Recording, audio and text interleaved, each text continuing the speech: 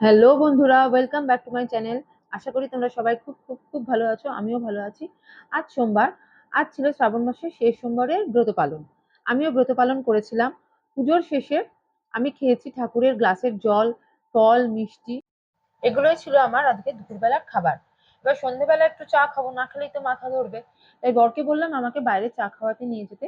কারণ রান্নাঘরে রান্নার সময় কখনো রসুন হাতে, কখনো ডিম হাতে, একটু তেল, নুন, মশলাগুলো সব ছোঁয়া লেগেই যায়। আর রান্নাঘরটা যেহেতু আমার একার নয়, সেখানে আমার বর, আমার ছেলে ওরাও রান্না করে। তাই ভুল ওদেরও হতে পারে। তাই জন্য আমি আজকে ঘরের চা খাবো না। তাই বাইরে গেছিলাম চা খেতে। চা খেয়ে বাড়িতে চলে এলাম। বাড়ি এসে আবার চিন্তা শুরু হয়ে গেল রাতে কি খাবো। তখন হঠাৎ মনে পড়লো পরশুদিনই বর একটা সুজির প্যাকেট এনেছে। আর আজকে ঠাকুরের জন্য তো দই এনেই ছিলাম। তাই দই সুজি দিয়ে প্যানকেক বানাবো। আর ঘরে ছিল কিছু সবজি, গাজর, অল্প একটু ক্যাপসিকাম, টমেটো। সেগুলো ওই প্যানকেকের মধ্যে দিয়ে দিলে একটু ভেজিসও খাওয়া হয়ে যাবে। আর ঠাকুরের আসন থেকে নিয়ে নিয়েছি খানিকটা ঘি। এবার কিছু সবজি কেটে নিয়েছি দেখুন। একটু গাজরটা বেশি করে নিয়েছি, আমি খুব ভালো খাই। অল্প একটু ক্যাপসিকাম, টমেটো আর কাঁচা লঙ্কা কুচি।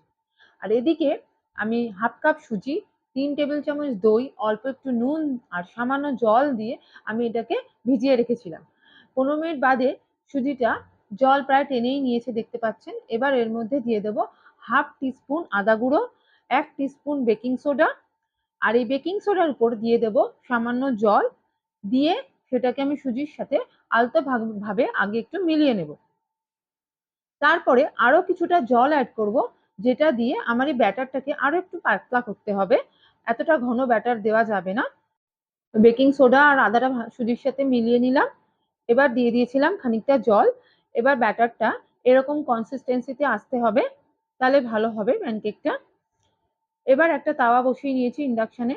তার উপর খানিকটা ঘি ব্রাশ করে নিয়েছি। তাওয়াটা গরম হয়ে গেছে, দেখতেই পাচ্ছেন ধোঁয়া উঠছে। এবার এর উপরে দিয়ে দেবো আমার কেটে রাখা সবজিগুলো। সব সবজিগুলো একসাথে ১ থেকে ২ মিনিট একটু হালকাভাবে ফ্রাই করে নেব। আর সবজির উপরে দিয়ে দেবো সামান্য নুন, যাতে সবজিটা তাড়াতাড়ি নরম হয়ে যায়। এইভাবে একটু সতে করে নিয়ে তারপরে ওই সুজি দইয়ের ব্যাটারে দিলে খেতেও বেশ টেস্টি লাগে, কাঁচা কাঁচা ভাব থাকে না। আর আবারও একবার যখন প্যানকেকের সাথে এটা রান্না হবে, তখন আরো একটু নরম হয়ে যাবে।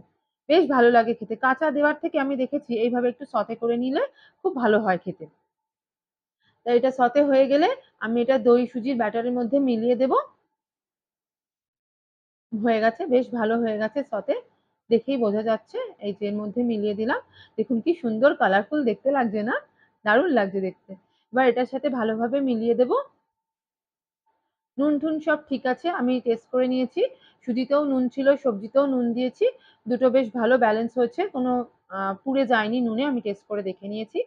এবার একটা তাওয়া বসিয়ে আবারও খানিকটা ঘি ব্রাশ করে নিয়ে তার উপর আমাদের ব্যাটারটা অল্প অল্প করে দিয়ে দেবো। একটু মোটা মোটা হবে এটা, তবেই প্যানকেক হবে। আর বেশি পাতলা করে দিলে না, এটা এমনি কুক হতেও অনেকটা সময়ও লাগে। আচ্ছা, ঢাকা দিয়ে ১ থেকে ২ মিনিট রান্না করে নেওয়ার পর এটা উল্টে দেব। দিয়ে এবার আর বেশিক্ষণ রান্না করতে হবে না, কারণ উল্টো দিকটা খুব ভালোভাবেই কুক হয়ে গেছে দেখতেই পাচ্ছেন।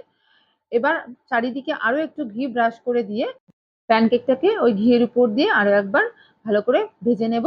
আর ঢাকা দিয়ে দেব ৩০ সেকেন্ডের জন্য, ওই দিকটা যাতে আরেকটু ভালো কুক হয়ে যায় অল্প সময়। ৩০ সেকেন্ড বাদে আবার ঢাকনাটা খুলে দেখে নেব আমাদের প্যানকেকটা খুব সুন্দরভাবে এপিঠ ওপিঠ সেঁকা হয়ে গেছে। দেখুন, উল্টে দিয়েছি, বেশ সুন্দর সেঁকা হয়ে গেছে। তাহলে রেডি আমাদের প্রথম প্যানকেকটা। আমার তো এখনই খিদে পেয়ে যাচ্ছে। এখনো ২-৩টে বানাতে হবে, ওদের একটা দিতে হবে। আমার আর সহ্য করতে পারছি না খিদে, এতটাই খিদে পেয়ে গেছে। ভাত না খেলে না, আমার যত কিছুই খাই না কেন, আমার মোটে সেই খিদে মরেই না। কতক্ষণে আবার ভাত খাবো, তবে গিয়ে আমার সেই খিদেটা মরবে। যদিও আমি ভাত খুব কম খাই, তবুও একটু ভাত না খেলে হয় না। হাজারো জিনিস খাই, আমার পেট ভরে না। তা ওইভাবেই দ্বিতীয় প্যানকেকটাও আমার রেডি হয়ে গেল আপনাদের সাথে গল্প করতে করতে। এটাকেও আরেকবার উল্টে দিলাম। দেখুন, এটাও খুব সুন্দর সেঁকা হয়ে গেছে। আবারও একবার ঘি দিয়ে দিলাম। দিয়ে ঘির উপর দিয়ে প্যানকেকটা আরো একবার ঘুরিয়ে নিয়ে ঢাকা দিয়ে আবার ৩০ সেকেন্ডের জন্য রান্না করে নেব। হয়ে যাবে আমাদের ২ নম্বর প্যানকেক রেডি। আরো দুটো আমাকে বানাতে হবে। আমি ৩টে খাবো ভেবেছি, আর ওদের একটা দিয়ে দেবো। বেশ ভালো লাগছে দেখতে প্যানকেকগুলো। ঝটপট বানিয়ে নিই আরো একটা প্যানকেক।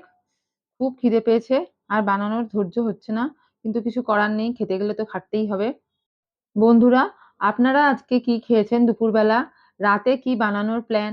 সেসব আমাকে কমেন্টে জানাবেন। নতুন নতুন রেসিপি আইডিয়া পেলে আমারও সুবিধা হয়। আর এমনিতেই নিরামিষ রান্নাবান্না বোঝেনই তো, খুবই ঝামেলার। মানে ২-৩ টে পদেও হয় না।